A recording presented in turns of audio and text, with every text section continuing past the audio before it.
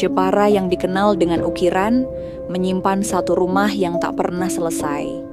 Setiap malam Jumat Kliwon, satu karyawan bengkel mebel hilang tanpa jejak. Pintu bawah tanah berembus dingin, cermin menulis nama sendiri, dan pondasi paviliun berbisik pekerjaan jangan berhenti. Ketika renovasi terhenti karena hujan, rumah itu seolah menagih bukan pada kayu, melainkan pada jiwa yang tersesat di antara ambang. Malam turun pelan di Jepara, seperti tirai tebal yang menutup panggung yang terlalu lama menyimpan rahasia. Di halaman rumah kayu bertingkat yang baru saja dipasangi ukir berlapis pernis, lampu taman meredup satu persatu, seolah menahan napas. Di dalam, sebuah palu kayu jatuh sendiri dari meja kerja. Dentingnya memantul sampai ke lorong yang mengarah ke ruang bawah tanah. Di sana, ada pintu baru yang belum dicat, tertutup rapat, namun dari sela ambangnya melesap bau basah yang asing, seperti tanah yang diaduk darah segar. Narator menatapmu dari kejauhan yang tak terlihat. Dengarkan baik-baik. Setiap malam Jumat Kliwon, seseorang akan hilang dari bengkel mobil Hadi Santoso.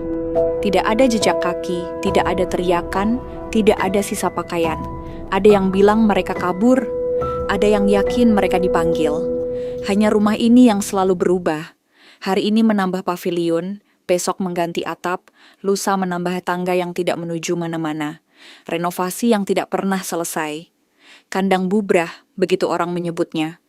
Rumah yang harus rusak agar rejeki tetap deras. Rumah yang dibiarkan tak utuh agar pemiliknya tidak diambil. Malam ini hujan turun. Pekerja pulang lebih awal. Renovasi berhenti.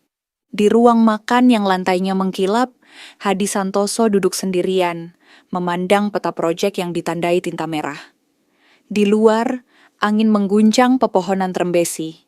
Di bawah rumah, dari balik pintu baru yang belum diberi kunci, terdengar bunyi langkah tidak terlihat yang menghitung hingga 3. Lalu diam panjang seperti seseorang yang menunggu namamu dipanggil. Pertanyaannya sederhana, namun tidak pernah berani dijawab siapapun. Kemana para karyawan itu menghilang? Dan apa yang sebenarnya sedang diberi makan oleh rumah ini? Nama pengusaha itu Hadi Santoso. Umurnya 42. Tubuhnya tegap, rambutnya disisir rapi dengan sisa minyak yang harum. Orang kampung menyebutnya juragan ukir. Di sepanjang jalan menuju rumahnya, kau bisa melihat papan nama bengkelnya yang dihias motif lung-lung daun yang digurat sangat halus, khas Jepara. Truk kontainer sering keluar masuk membawa lembaran jati tua, mahoni, dan sono keling. Di gudang, mesin serut bergemuruh siang malam. Kayu dikeringkan, dipotong, disambung dengan pasak, lalu diukir tangan-tangan muda yang cekatan. Dari sinilah kursi semi-duduk untuk hotel di Bali dikirim, meja makan ke Jakarta, lemari ke Singapura, bahkan satu set tempat tidur bersandar di sebuah penthouse yang tak seorang pun di kampung pernah lihat. Hadi selalu berkata bahwa kunci usahanya adalah disiplin dan kerja keras. Tapi orang lama di pasar kayu punya cerita lain. 5 tahun lalu, ia hanyalah pemilik kios kecil di pinggir terminal.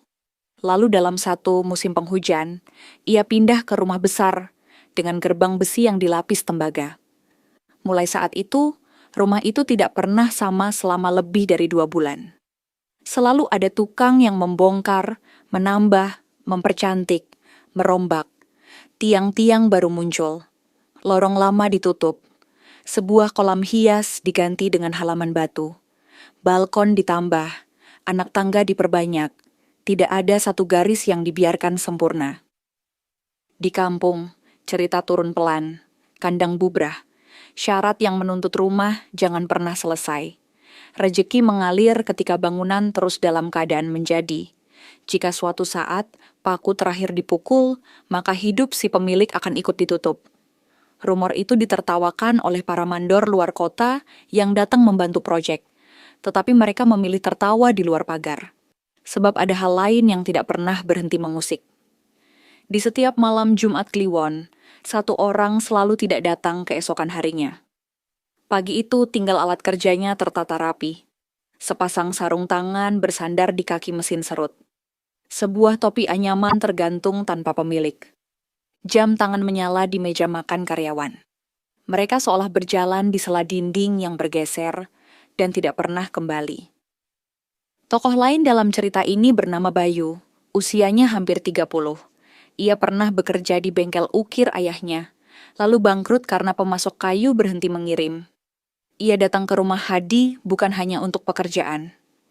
Saudara sepupunya, Arif, hilang 2 bulan lalu.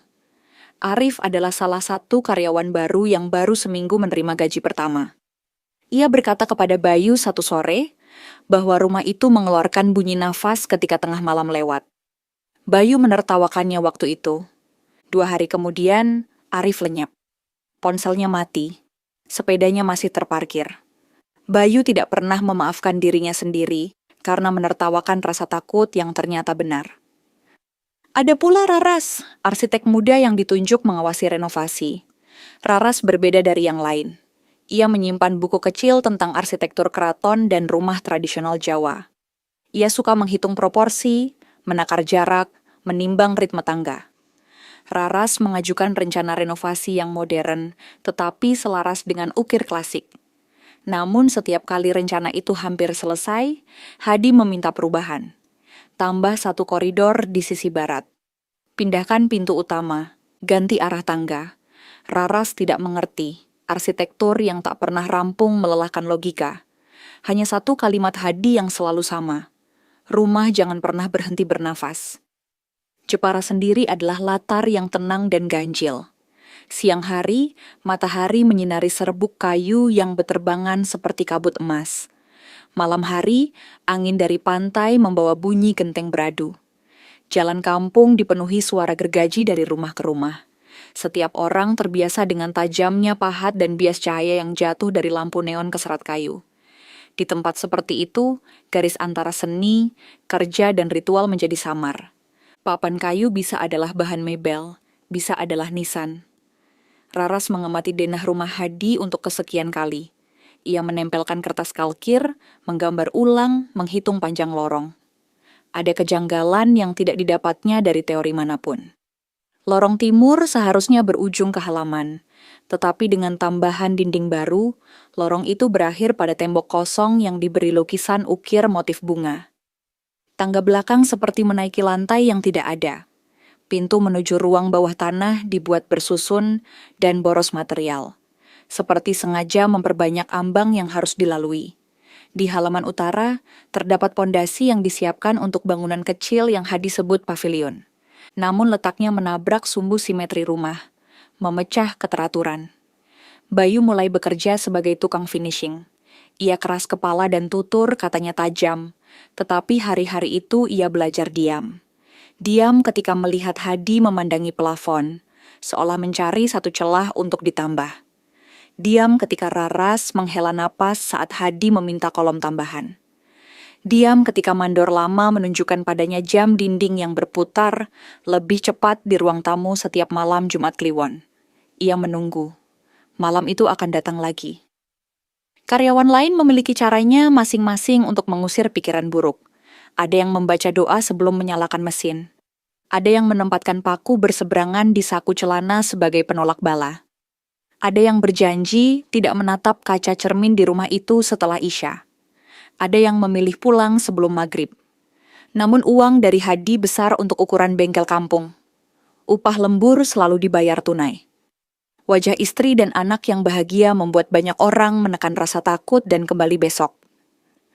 Satu bagian dari rumah Hadi paling sering dibicarakan. Ruang bawah tanah di sisi barat. Dahulu hanyalah gudang.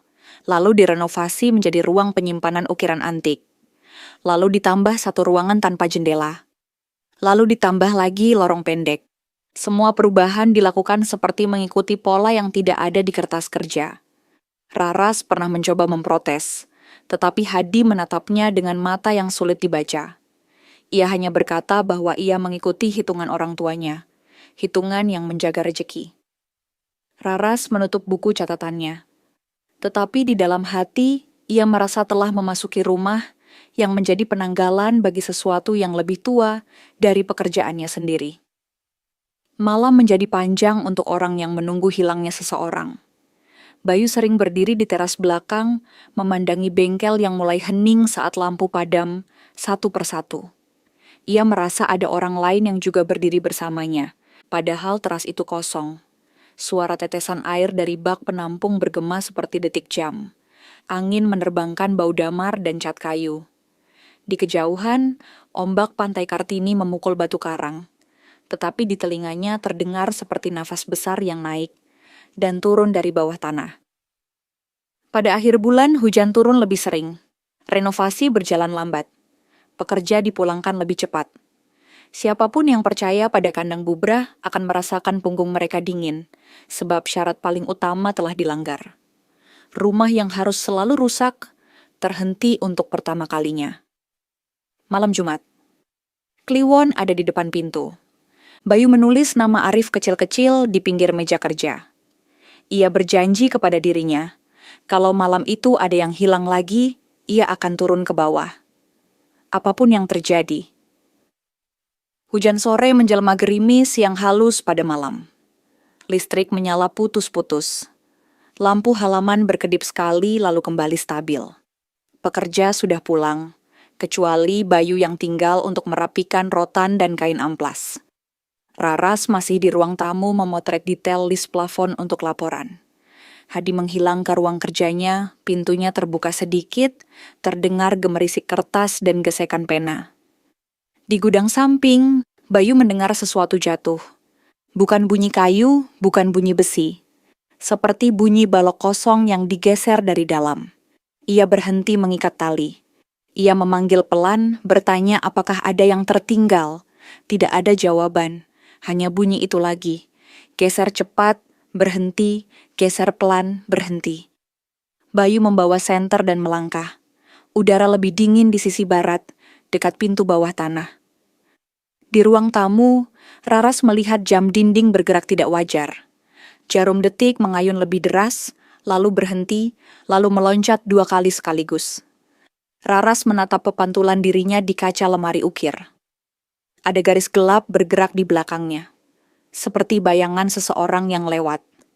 Ia menoleh, ruangan kosong, namun wangi tanah basah menguat, bukan wangi hujan, melainkan wangi ruang gelap yang lama tertutup.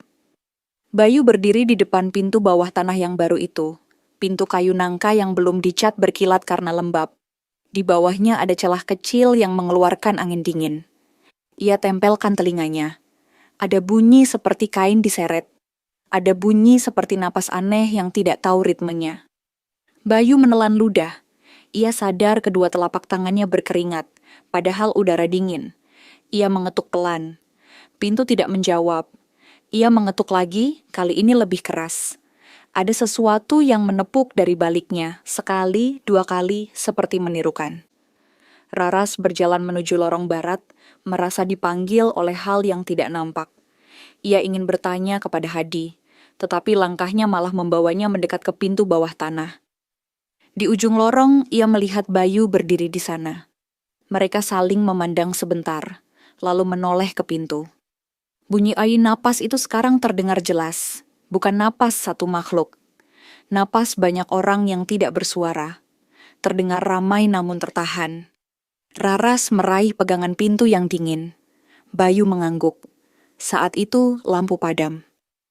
Dalam kegelapan yang mendadak, pintu itu membuka sendiri. Udara dari bawah menerjang seperti dari mulut gua tua. Senter Bayu menyala, memotong gelap. Mereka melihat tangga kayu turun tajam, menelan cahaya di langkah ketiga. Raras memegang lengan Bayu supaya tidak goyah.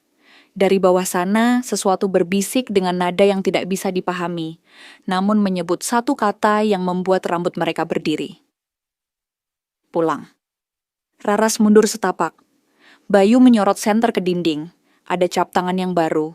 Bukan cat, bukan darah segar, tetapi warna coklat tua yang menyerap dalam serat.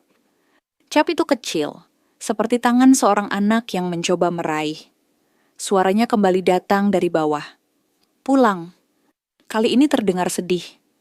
Bayu tanpa sadar menyebut nama Arif. Ruang bawah tanah seperti menjawab dengan bunyi langkah yang mendekat. Di saat itu, Hadi muncul di belakang mereka. Wajahnya pucat namun matanya dingin. Ia berkata, tidak ada apa-apa di bawah, hanya gudang sementara. Ia menyuruh mereka menutup pintu dan pulang. Suaranya tenang, tapi Raras melihat jemarinya gemetar. Bayu hampir membantah, namun sesuatu di bawah sana mendesah panjang seperti hembusan terakhir. Pintu itu tertutup perlahan, walau tidak ada tangan yang mendorong. Malam Jumat Kliwon sudah memanggil, dan rumah telah memperdengarkan napas para nama yang hilang. Akhir bagian ini menutup dengan satu kejutan. Pagi berikutnya, satu orang dari daftar absen tidak datang. Namanya Joko, karyawan baru. Sepeda motornya ada di pelataran, helmnya tergantung. Di meja makan, piringnya masih setengah nasi. Tidak ada jejak lari, tidak ada kabar. Di ruang bawah tanah, kapur yang digunakan untuk menandai ukuran fondasi bergeser sendiri, membentuk garis yang belum pernah ditarik siapapun. Garis itu menunjuk ke pondasi pavilion utara yang belum jadi. Hari itu bengkel berjalan dalam sunyi yang membentur dinding. Hadi bersikap biasa. Ia memeriksa kualitas ukiran, memuji hasil finishing, menghitung pesanan. Ia berkata, Joko pasti pulang kampung mendadak. Namun kalimat itu seperti daun kering yang tidak punya bobot. Mandor lama mengedikkan bahu, pekerja yang lain menunduk. Bayu mencari ke gudang belakang, ke pos satpam, ke kamar mandi luar. Tidak ada. Raras menelepon nomor Joko. Nada sambung masuk tetapi tidak diangkat. Lalu ponsel mati. Sore menjelang, hujan kembali menipis menjadi kabut halus. Hadi memutuskan memulangkan pekerja lebih awal. Ia berdiri di depan lorong barat dan memerintahkan pintu bawah tanah dikunci rapat. Kunci disimpan di kantongnya. Bayu memperhatikan baik-baik. Kunci itu kecil, besi tua yang tidak serasi dengan pintu baru. Seolah pintu modern sengaja dipaksa tunduk pada kunci lama yang membawa ingatan lain. Malam itu, Bayu tidak pulang. Ia duduk di teras belakang yang menghadap kebun belimbing. Raras juga tinggal. Katanya untuk menyelesaikan gambar revisi yang entah keberapa. Mereka tidak banyak bicara. Di dapur, kompor gas dimatikan tetapi bunyi api kecil seperti masih mendesis, padahal tidak ada api. Jam dinding bergerak lebih cepat dari biasanya, lalu melambat, lalu bergerak lagi. Rumah bernafas melalui celahnya yang terlalu banyak. Sekitar lewat tengah malam, suara datang tanpa permisi, bukan dari bawah tanah saja. Dari balik dinding yang ditambah, dari plafon yang baru, dari tangga yang diperbanyak.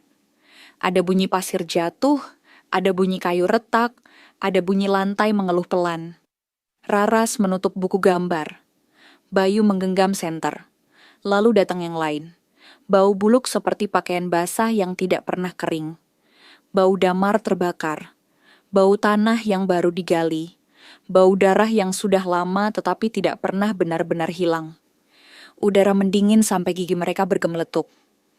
Di ruang tamu, cermin besar yang dihias motif bunga tampak mengembun dari dalam, seolah cermin itu adalah jendela. Di permukaannya muncul noda. Noda itu membentuk huruf-huruf yang diseret dengan ujung jari. Raras menahan napas ketika huruf itu selesai. Arif, lalu disusul satu nama lagi. Sari, lalu nama lain, Joko. Nama-nama yang pernah hilang muncul dalam urutan yang hanya mereka pahami, seolah cermin itu menjadi buku absen yang ditulis dari balik kaca. Bayu berbisik menyebut nama sepupunya dengan suara yang pecah. Cermin berkedut. Di dalam cermin, lorong di belakang mereka tampak lebih panjang daripada aslinya. Ada larik orang berjalan pelan, wajahnya kabur seperti ukiran yang baru diamplas. Mereka bergerak tanpa suara, melewati ambang yang bukan ambang. Bayu mendekat, lalu merasakan suhu jatuh begitu cepat hingga ujung jarinya mati rasa. Tiba-tiba dari belakang, sebuah pintu terbuka sendiri dengan bunyi yang menyayat. Bukan pintu bawah tanah, pintu kamar yang baru direnovasi di lantai 2. Raras dan Bayu menoleh. Dari tangga, langkah tanpa kaki turun satu demi satu. Benda-benda kecil ikut bergerak. Pasak kayu melompat dari meja, menggulir ke lantai, berhenti tepat di bibir lorong barat. Jam dinding berhenti di angka 12 tepat.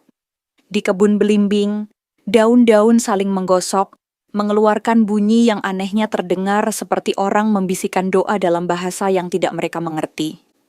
Lalu sebuah suara terdengar jelas. Suara anak tetapi serak seperti melewati kerongkongan berpasir. Ia mengucapkan kalimat pendek dari koridor utara, arah pondasi pavilion. Pekerjaan jangan berhenti. Kalimat itu diulang, disambung suara lain. Pekerjaan jangan berhenti. Suara berikutnya lebih tua. Jika berhenti, rumah memanggil. Mereka berbicara bukan dari mulut, tetapi dari dinding yang dibongkar setengah. Raras merasakan pusing seperti berdiri di kapal. Bayu mundur selangkah, lalu 2 langkah. Di halaman, sesuatu menggaruk tanah dengan ritme teratur. Mereka berlari ke jendela. Dalam temaram terlihat garis memanjang di tanah, seolah seseorang menggambar denah baru pada malam itu juga. Garis itu berbelok ke barat, menembus pagar, lalu berhenti tepat di bawah jendela ruang bawah tanah. Hujan tidak cukup kuat untuk menghapusnya. Seakan ada tangan yang lebih berat daripada air yang menulis. Pintu bawah tanah menabuh dirinya sendiri dari dalam 3 kali, lalu diam. Hadi muncul dari lorong dengan wajah yang tidak kau harapkan dari orang yang biasa tenang. Ia memegang kunci di tangan kanan, tetapi tangannya gemetar. Ia berteriak pada sesuatu yang tidak terlihat, menyuruhnya menunggu. Ia memaksa senyum pada Raras dan Bayu, berkata semua ini hanya angin yang mempermainkan rumah baru. Namun di matanya ada ketakutan yang lama mendarah. Ketakutan yang bukan pada hantu, melainkan pada perjanjian. Malam itu berakhir setelah azan pertama terdengar. Suara burung kembali datang. Bau darah memudar, digantikan aroma kopi dari dapur penjaga. Tapi garis di tanah tetap ada. Nama di cermin tidak hilang. Dan kunci tua di saku Hadi terasa semakin berat. Seperti memikul angka-angka yang tidak bisa lagi ditunda. Pada pagi yang cerah palsu itu, sebuah paket kecil tip. Tanpa alamat pengirim, hanya kalimat untuk Pak Hadi. Di dalamnya ada selendang hitam bau dupa. Terselip selembar kertas tipis bertuliskan petunjuk singkat. Tambah ambang di koridor barat. Pasang 1 tiang tanpa fungsi di pavilion utara. Buka lagi pintu ke bawah sebelum malam kelima. Kertas itu ditutup dengan simbol yang dingin. Simbol yang pernah dilihat Raras di sebuah buku tua tentang praktik yang menuntut rumah tidak pernah selesai. Simbol kandang bubrah. Raras tidak bisa bekerja seperti biasa sejak malam itu. Ia memotret ulang setiap sudut rumah, lalu menandai peta dengan pena merah. Ia menyusun catatan tentang perubahan yang diminta Hadi dari awal. Polanya mulai terlihat, seperti untayan manik yang semula tercecer. Setiap kali ada karyawan baru, rumah akan menerima 1 permintaan tambahan yang tampaknya tidak logis. Tiang tanpa fungsi, lorong yang buntu, jendela yang tidak dibuka, ambang yang didobel. Pintu yang memisah ruangan yang mestinya 1. Dan setiap kali renovasi tidak bisa dilakukan tepat waktu, 1 nama hilang. Rumah menagih. Bayu memilih jalur yang berbeda. Ia kembali ke pasar kayu, menemui seorang penjual yang tua sekali, yang dulu sahabat ayahnya. Lelaki itu bernama Saiman. Saiman seperti serbuk kayu berjalan. Pakaiannya berwarna sama dengan papan yang ditumpuk di belakangnya. Dan suaranya serak oleh asap dapur. Kepadanya, Bayu menyebut nama Hadi. Saiman menghela panjang, lalu bercerita tentang masa ketika Hadi masih menjadi pedagang kecil. Tentang malam saat ia melihat Hadi berjalan ke arah makam tua di belakang kampung, ditemani seseorang yang tak pernah menunjukkan wajah. Seseorang yang mengajarkan hitungan yang tidak ada di sekolah. Hitungan yang memakai rumah sebagai kitab dan renovasi sebagai zikir. Menurut Saiman, kandang bubrah adalah cara lama untuk memelihara nasib. Rumah dibuat tidak pernah utuh, sebab keutuhan dianggap penutup jalan rejeki. Namun agar jalan itu tidak dimakan lubang, ia harus dijaga dengan tumbal yang tidak pernah diakui. Tumbal tidak selalu darah, katanya. Tumbal bisa juga jiwa yang tersesat dalam ambang. Jiwa yang tidak sempurna sampai di rumahnya sendiri.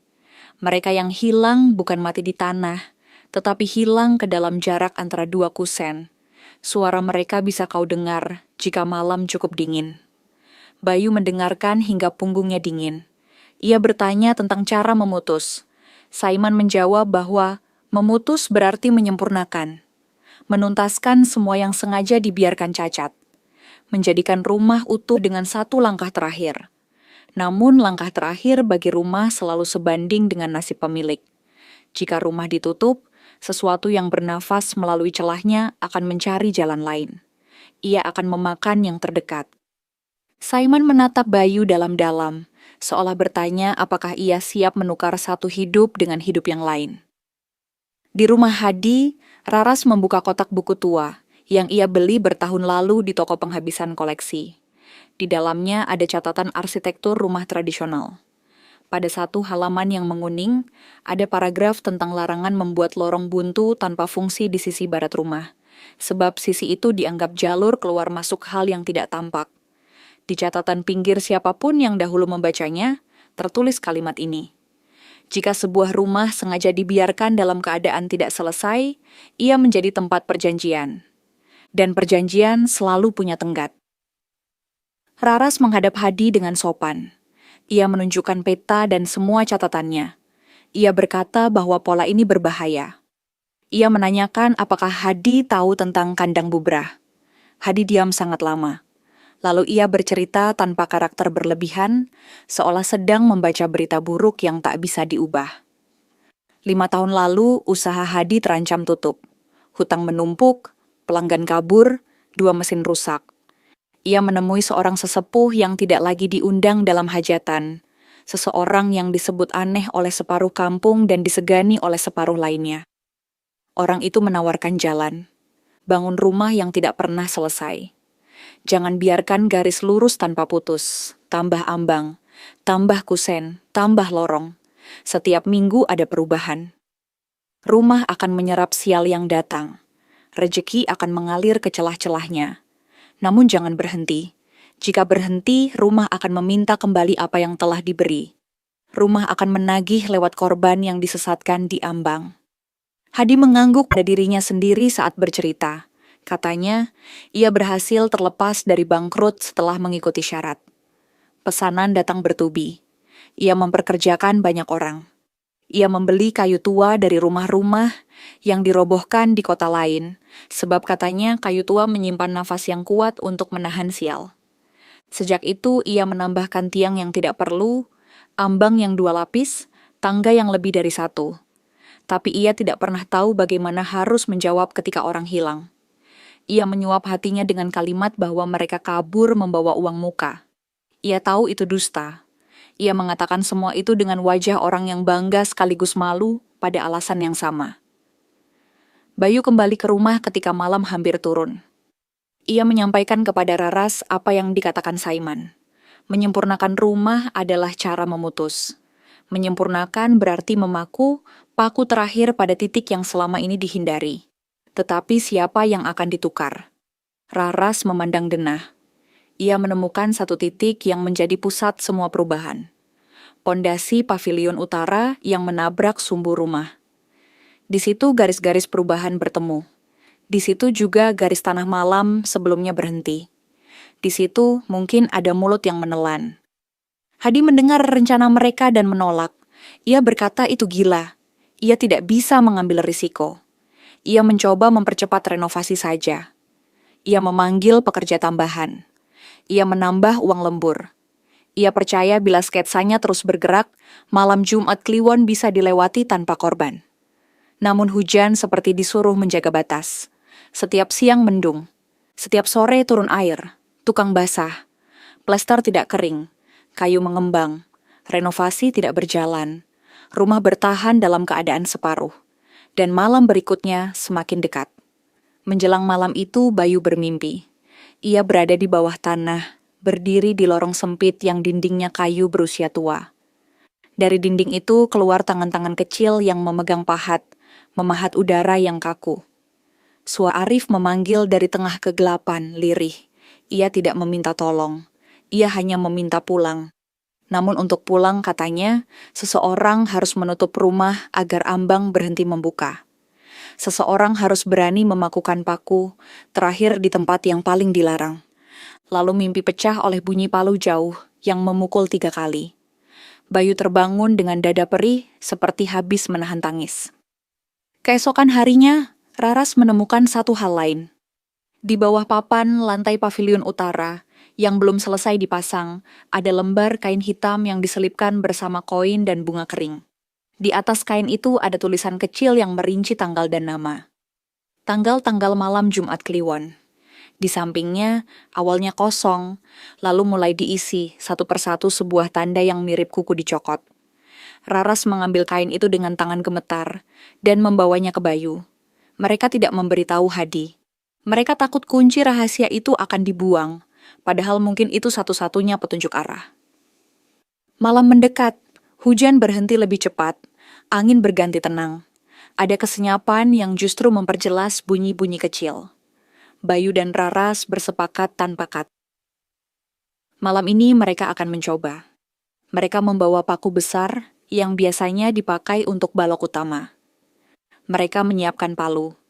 Mereka memilih satu papan utama di atas pondasi paviliun utara. Di sanalah paku akan diayun. Di sanalah, jika benar, rumah akan menjerit. Malam itu turun tanpa tepi. Bintang tertutup awan, bulan tidak tampak. Di halaman, lampu taman tidak berkedip, seolah menunggu sesuatu.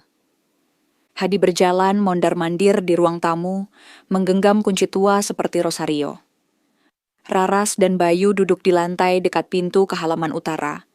Palu diselipkan bawah bokong, paku besar disembunyikan di lipatan jaket. Mereka menatap jam yang bergerak gelisah. Ketika jarum mendekati angka 12, rumah menghela napas bersama. Lalu diam sesaat yang sangat panjang. Dari ruang bawah tanah datang bunyi seperti ratusan pahat dipukulkan ke kayu lunak. Namun tidak ada kayu lunak di sana. Bunyi itu mengalir ke tangga, menyebar ke plafon, turun ke lantai.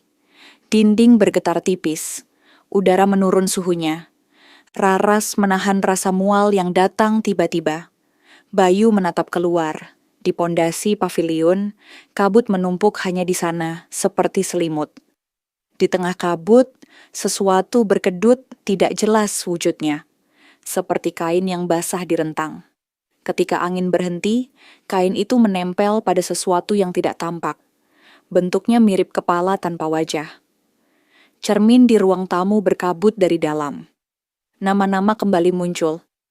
Sekarang lebih cepat. Arif, Sari, Joko. Lalu ada nama yang tidak mereka kenal. Nama yang mungkin milik orang-orang yang hilang sebelum mereka datang. Setelah puluhan nama, cermin memantulkan satu kata terakhir yang tidak memiliki huruf yang mereka tahu. Kata itu seperti bekas kuku pada logam. Setelah itu, cermin retak halus namun tidak pecah. Dari retakan halusnya, keluar bau tanah makam yang baru dibuka. Raras berdiri, memberi isyarat pada Bayu. Mereka membuka pintu menuju halaman utara dengan pelan. Suara dari bawah tanah menyusul. Kali ini bukan pahat, melainkan langkah banyak orang berjalan tanpa badan. Lantai berderit mengikuti, ambang-ambang berdesis. Ketika mereka menginjak tanah lembab di paviliun, kabut menyingkap sedikit. Di bawahnya ada lingkaran kecil tanah lebih gelap, seperti bekas sesuatu yang ditaruh lama lalu dipindah. Bayu berlutut, memposisikan paku di papan pertama yang harus ditutup. Raras memegang palu. Tangannya gemetar, tetapi matanya mantap. Hadi berteriak dari belakang, melarang. Ia berkata bahwa satu pukul akan menutup jalan rezekinya. Ia berkata, banyak keluarga bergantung padanya. Ia berkata, semua ini akan lewat jika mereka bertahan. Namun rumah menjawab lebih cepat. Dari semua ambang yang pernah ditambah, terdengar gumaman menyatu. Pekerjaan jangan berhenti. Pekerjaan jangan berhenti. Ketika kalimat itu diucapkan untuk kesekian, ia berubah menjadi rintih. Jangan. Di situ terdengar duka. Bayu mengingat mimpi. Paku pertama harus menembus rasa takut. Ia mengambil palu dari tangan Raras. Ia mengangkatnya tinggi. Ia melihat ke arah rumah. Di jendela lantai 2 ada barisan wajah. Wajah tanpa mata. Wajah yang kulitnya seperti serat kayu yang baru dipahat. Mereka memandang, bukan untuk melarang, tetapi seolah memohon. Bayu menghela napas, lalu memukul. Palu menghantam kepala paku. Bunyi yang keluar bukan bunyi logam pada kayu. Bunyi itu lebih dalam, seperti palu memukul ruang. Tanah bergetar, kabut tersibak setengah. Dari bawah papan, teriakan panjang meledak tanpa suara di udara. Mirip suara yang direndam air. Rumah memekik melalui semua paku yang pernah ditanam di tubuhnya. Hadi rubuh berlutut, menutup telinga. Kunci tua jatuh dari tangannya, berputar di lantai, berhenti tepat menghadap pintu bawah tanah. Bayu memukul lagi, lebih kuat. Paku masuk lebih dalam. Udara terbelah. Dari bawah tanah muncul angin berputar yang membawa debu halus. Debu itu mengumpul di atas mereka, lalu mengambil bentuk sesuatu yang tinggi. Seperti patung penjaga gerbang yang belum selesai dipahat. Tangan kanannya memanjang, bukan sebagai tangan, tetapi sebagai rangka ambang. Tubuhnya memiliki lubang-lubang seperti kusen yang belum dipasang daun pintu. Matanya kosong, tapi bukan kosong. Kosong itu diisi wajah-wajah yang lewat seperti ikan di air gelap. Makhluk kandang bubrah menampakkan wujudnya bukan sebagai hantu, tetapi sebagai rumah yang lapar. Raras berdiri di samping Bayu, mengangkat palu cadangan. Ia memukul paku kedua yang menunggu di papan berikut. Setiap pukulan seperti menutup satu celah yang selama ini menjadi jalan bagi makhluk itu bernafas. Setiap kali celah tertutup, makhluk itu menciut, kehilangan satu bagian tubuh yang berupa ambang. Namun ia juga makin beringas. Dinding rumah retak halus, plafon berderit, kaca jendela bergetar. Dari dalam rumah, terdengar Hadi memanggil nama yang tidak mereka kenal. Mungkin nama orang yang pertama kali mengajarinya hitungan ini. Mungkin nama yang menuntut janji ditepati. Makhluk itu melangkah tanpa langkah mendekati mereka. Udara di sekitarnya membuat napas sakit. Raras meneriakkan doa pendek, bukan yang ia hafal dari masa kecil, tetapi doa arsitek yang percaya pada keteraturan. Ia menyebut simpul, ia menyebut garis, ia menyebut angka. Palu turun. Paku ketiga masuk. Tanah berguncang. Pagar besi bergetar seperti senar. Kabut remuk menjadi butiran kecil, lalu lenyap seperti ditarik ke bawah papan. Makhluk itu berhenti di tepi lingkaran gelap. Ia menunduk. Dari dadanya melambai sesuatu yang mirip kain hitam. Kain yang sama dengan yang ditemukan Raras di bawah papan. Kain itu bergerak seperti tangan yang hendak menarik seseorang. Bayu memejam sekejap, lalu memukul lagi. Paku keempat menembus papan, menutup simpul yang menjadi muara ambang. Saat itu, dari ruang bawah tanah, pintu menganga sendiri tanpa disentuh siapapun. Suara menggelegar keluar, bukan marah, tetapi seperti ribuan orang menghembuskan napas lega bersamaan. Makhluk itu runtuh dari bagian yang diisi ambang. Bagian kepalanya pecah menjadi kabut yang mendesis. Dari retaknya keluar bentuk yang lebih kecil. Bayi dari udara. Anak kecil dengan kulit kayu. Wajahnya menatap Bayu, dan di mata yang gelap itu, Bayu melihat Arif. Bukan tubuh Arif, tetapi cara Arif menatap ketika meminjam pahat ayahnya pertama kali. Anak itu membuka mulut, mengucapkan kata pulang. Kata itu keluar jernih, seperti embun jatuh ke tanah. Satu paku terakhir menunggu. Raras mengangguk. Bayu mengangkat palu dengan tenaga terakhir. Hadi berlari ke halaman, meraih lengan Bayu, memohon jangan dilakukan. Ia berkata, ia akan jatuh miskin. Ia berkata, anak-anaknya akan lapar. Ia berkata, para pekerja akan kehilangan pekerjaan. Bayu memandang Hadi, bukan dengan marah, tetapi dengan iba yang tidak ia sangka akan muncul. Ia berkata bahwa pekerjaan bukanlah menjadikan orang hilang. Ia menurunkan palu, seolah menurunkan keputusan. Lalu ia pukul paku terakhir, dengan semua rasa bersalah yang telah lama ia bawa. Bunyi yang keluar membuat malam berhenti sejenak, seperti jam lupa cara berjalan. Ruang di pondasi bergeser, seperti mulut yang selama ini terbuka, kini ditutup rapat oleh lidahnya sendiri. Makhluk kandang bubrah mengeluarkan bunyi kering, lalu runtuh menjadi serbuk dingin yang ditiup angin. Di saat itu juga, dari semua cermin, pintu, ambang, jendela keluar bayang tipis yang kembali ke tanah. Nama-nama di cermin memudar satu persatu, seperti dilap tangan tua.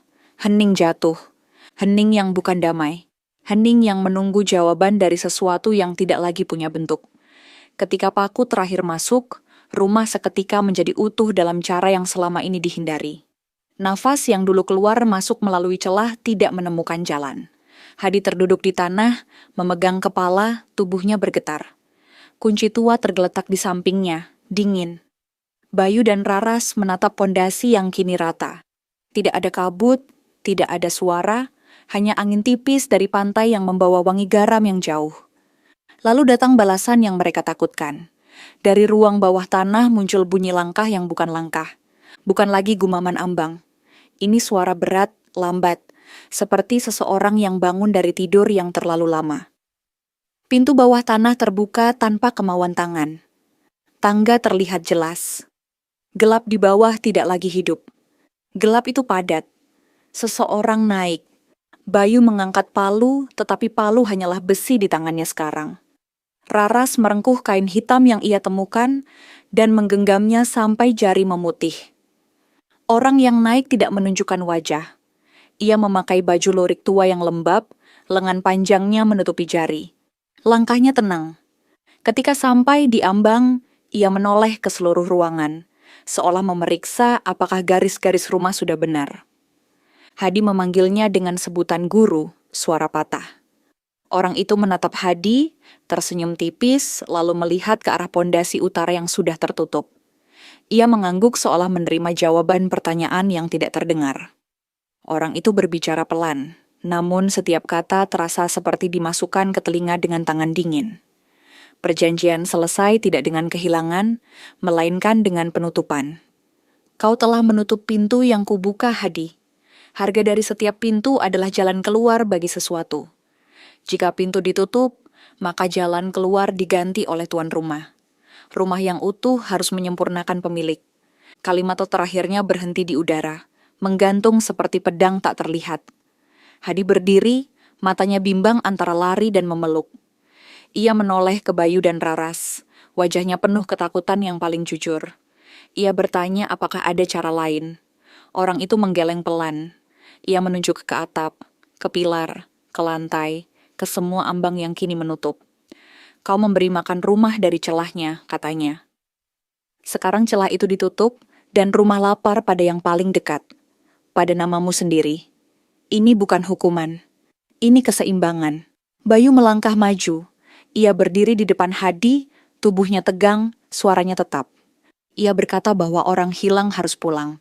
Ia berkata bahwa kemewahan yang menukar orang dengan celah tidak pantas hidup. Ia mengangkat palu, tetapi orang lurik itu mengangkat jari. Palu menjadi berat, lalu ringan, lalu jatuh tanpa suara. Orang itu berjalan melewati mereka, menuju pondasi, menyentuhkan telapak tangannya ke papan yang ditutup paku terakhir. Papan itu hangat sejenak, lalu dingin lagi. Ia berbalik, matanya menembus Hadi. Hadi menutup mata.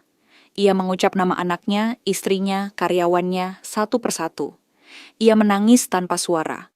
Lalu ia membuka mata, dan di matanya ada keputusan yang tidak semua orang sanggup buat. Ia melangkah ke pondasi, berlutut, lalu menempelkan dahi ke papan. Ia memohon agar semua yang hilang menemukan jalan pulang. Ia memohon agar rumah melepaskan apa yang telah ditahannya. Ia memohon agar keseimbangan tidak menelan orang lain. Orang lurik itu memindahkan tatapannya pada Bayu dan Raras.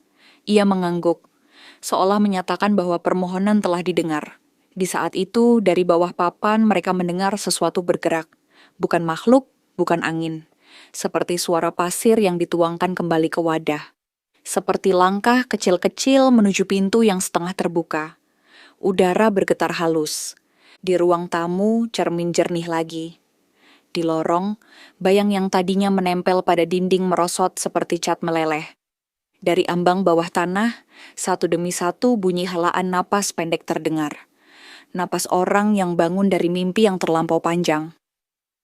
Orang lurik itu melangkah mundur, menyatu dengan gelap yang kini tidak lagi padat.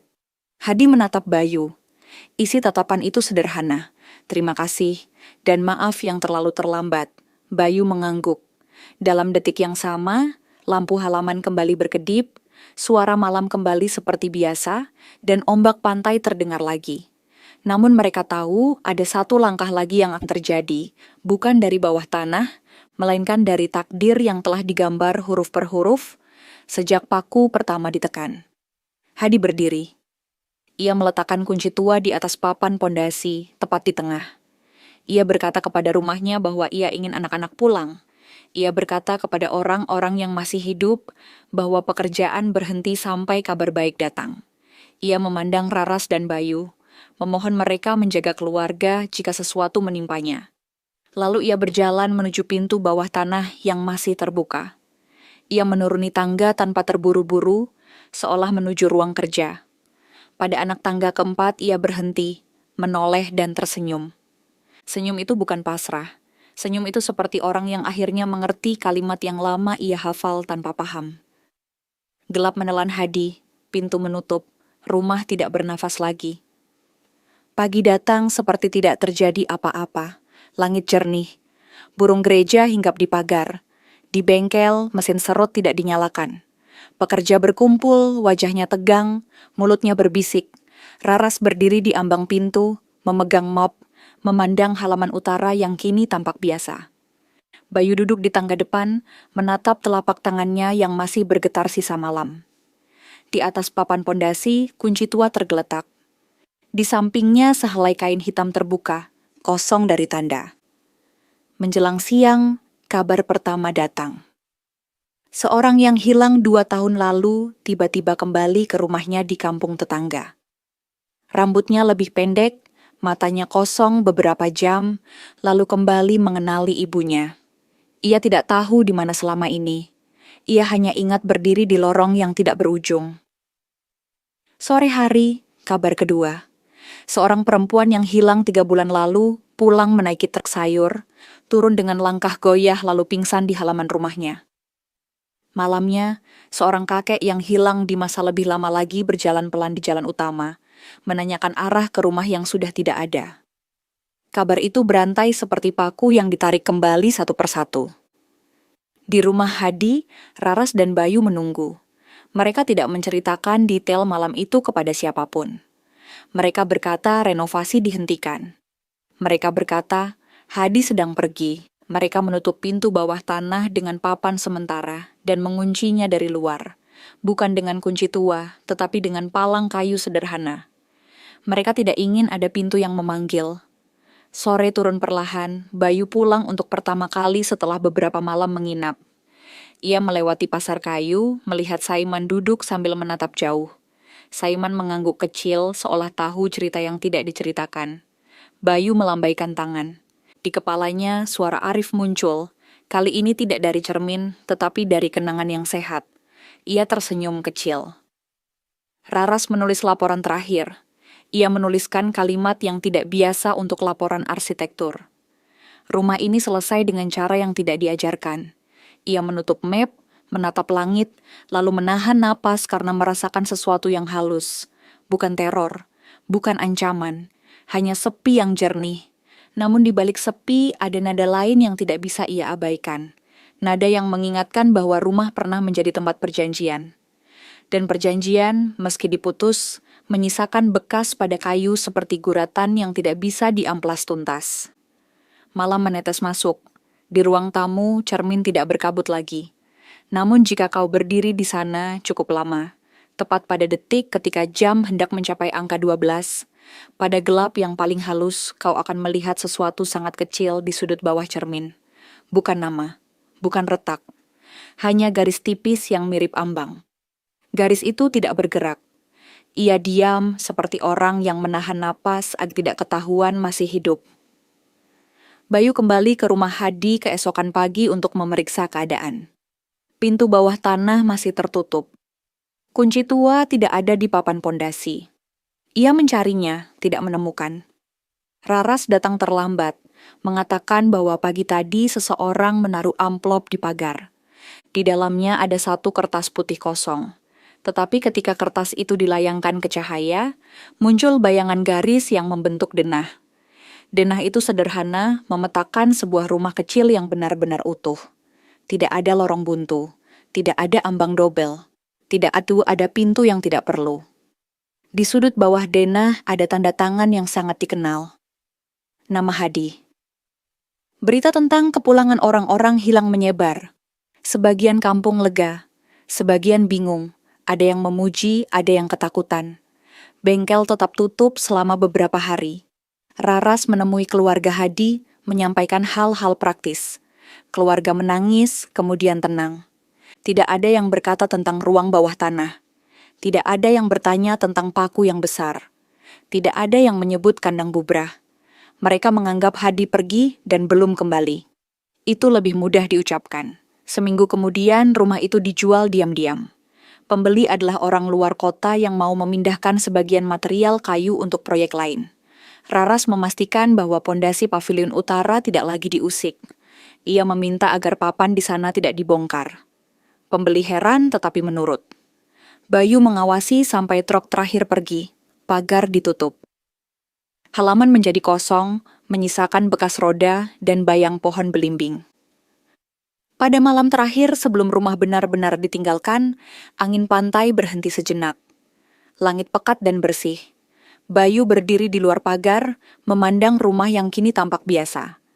Ia berkata pelan bahwa rumah adalah tubuh yang menyimpan doa dan kebohongan pemiliknya. Ketika tubuh itu utuh, doa dan kebohongan tidak punya tempat bersembunyi. Ia berjalan pulang dengan langkah lambat. Di jalan, ia melewati rumah-rumah yang jendelanya menyala hangat. Dalam hatinya, ia berjanji tidak akan lagi menertawakan rasa takut orang lain. Twist berbisik di ujung cerita ini. Di pasar kayu, kios tua Saiman tertutup separuh. Di dalamnya, di dinding paling belakang, tergantung denah kecil yang baru. Denah rumah kayu sederhana. Di sudut bawahnya ada coretan yang mirip simbol. Simbol itu sama dengan cap di kertas yang pernah diterima Hadi dulu. Ketika angin mengangkat tirai kios, denah bergoyang. Garis-garisnya seperti hidup, sangat halus, seolah ada tangan yang ingin menambah satu ambang lagi. Hanya satu, sangat kecil, hampir tidak terlihat. Kau menatapnya terlalu lama, dan pada saat itu, dari balik kayu yang ditumpuk, terdengar napas pendek. Napas seseorang yang baru belajar bernafas di rumah yang belum tentu miliknya. Bertahun kemudian, sebuah kafe kecil berdiri tidak jauh dari tempat bekas rumah Hadi. Kafe itu sederhana, menggunakan kembali papan jati tua yang diselamatkan dari proyek-proyek lama. Seorang pemuda bernama Damar mengelolanya. Ia bukan penduduk asli, datang dari kota lain untuk membuka usaha kecil yang memadukan kopi dan pameran ukir. Ia menyukai sejarah material. Ia bilang kayu tua menyimpan cerita, dan ia ingin orang mendengarnya sambil memegang cangkir hangat. Suatu sore, Damar menemukan beberapa papan yang berbeda dari yang lain. Seratnya gelap, beratnya tidak lumrah, permukaannya mengeluarkan wangi yang aneh ketika diamplas. Ia memutuskan menggunakannya untuk membuat ambang pintu belakang kafe, sebagai penghormatan kecil pada tradisi ukir. Tukang yang membantunya bertanya apakah perlu menambah kusen 2 lapis. Damar tertawa, mengatakan bahwa di kafe modern tidak ada yang seperti itu. Ia memilih satu ambang saja, dirapikan, dipernis tipis. Kafe buka dengan antusias, malam pertama ramai. Musik akustik pelan, pengunjung mengobrol tentang ukiran di dinding, tentang meja kayu berumur puluhan tahun. Damar sibuk tersenyum. Pada pukul 9 lewat, listrik kedip kecil, lalu stabil. Tidak ada yang peduli. Pada pukul 10, seorang pengunjung berkata bahwa ia melihat bayangan seseorang berdiri lama di ambang pintu belakang. Damar memeriksa. Tidak ada siapa-siapa. Ia menertawakannya, menyalahkan game lampu. Menjelang tutup, Damar duduk di bar, memandangi ambang pintu belakang yang mengkilap dengan kalem. Di permukaannya, permukaan yang tadi siang masih sempurna, tampak gores tipis seperti garis yang ingin menambah diri. Damar mengerutkan dahi, lalu meraba. Tidak ada tonjolan, mungkin cahaya. Ia mematikan sebagian lampu, menyisakan lampu bar. Ambang itu memantulkan bayang wajahnya. Di belakangnya, wajah lain muncul sepersekian detik, lalu hilang. Damar memutar badan cepat. Kosong. Ia memutuskan menutup. Di papan pengumuman, ia menuliskan jam buka untuk minggu depan. Tiba-tiba penanya macet. Ketika ia goyang-goyangkan, tinta menetes membentuk satu kata. Pulang. Damar menghela napas, menertawakan kebetulan. Ia menyeka tinta, mengunci pintu depan, lalu memeriksa pintu belakang. Pintu itu menutup rapat. Ia memegang ambangnya. mengucapkan selamat tinggal seperti orang yang berbicara pada benda yang baru ia sukai. Ambang itu dingin, lebih dingin dari logika. Di luar, angin pantai naik tipis, membawa suara jauh yang memantul dari rumah-rumah yang telah berubah menjadi toko, kafe, dan gudang. Di kejauhan, sebuah kios tua menutup setengah, tirainya berkibar. Dari dalamnya, jika kau berdiri cukup lama, terdengar napas yang tidak panjang dan tidak pendek. Napas yang tidak ingin menakuti, hanya ingin ada. Di dinding kios itu, denah kecil bergoyang lagi. Garis tipis di sudut bawah menjadi sedikit lebih tebal malam ini. Keesokan harinya, kafe dibuka seperti biasa. Pengunjung datang, duduk, tertawa. Damar menerima kiriman papan tambahan. Di antara papan itu ada selembar kain hitam tipis, tanpa tulisan. Ia mengangkatnya sambil tersenyum. Kain itu meneteskan bau dupa yang sangat samar, hampir tidak ada. Damar menyimpannya di laci bar, tanpa alasan jelas. Ketika malam tiba, ia lupa menutup laci. Kain itu bergeser sendiri dalam gelap, seperti ingin mengingatkan sesuatu yang hampir diingat. Cerita berputar seperti kayu yang dibubut pada mesin, memunculkan pola yang tidak pernah benar-benar berhenti. Pada suatu malam Jumat Kliwon, listrik di kafe padam hanya sedetik. Ketika menyala lagi, ambang pintu belakang seperti bertambah satu lapisan yang tidak terlihat siang hari. Sangat tipis, tidak mengganggu, nyaris tidak berarti. Tetapi di dunia ini, celah yang paling tipis pun bisa menjadi jalan. Kau yang membaca ini hendaknya pulang sebelum malam menjadi terlalu akrab dengan namamu. Jika suatu hari kau berdiri di sebuah rumah yang terlalu sering berubah, ingatlah bahwa setiap pintu tidak hanya menghubungkan dua ruang, tetapi juga dua nasib. Dan jika ambang di depanmu terasa dingin meski siang menyala, jangan sandarkan punggungmu terlalu lama. Sebab di sana masih ada seseorang yang menunggu satu paku terakhir. Ia sabar, ia tidak memburu, ia hanya menunggu. Dan rumah, bahkan yang paling kecil, tidak pernah lupa cara bernafas.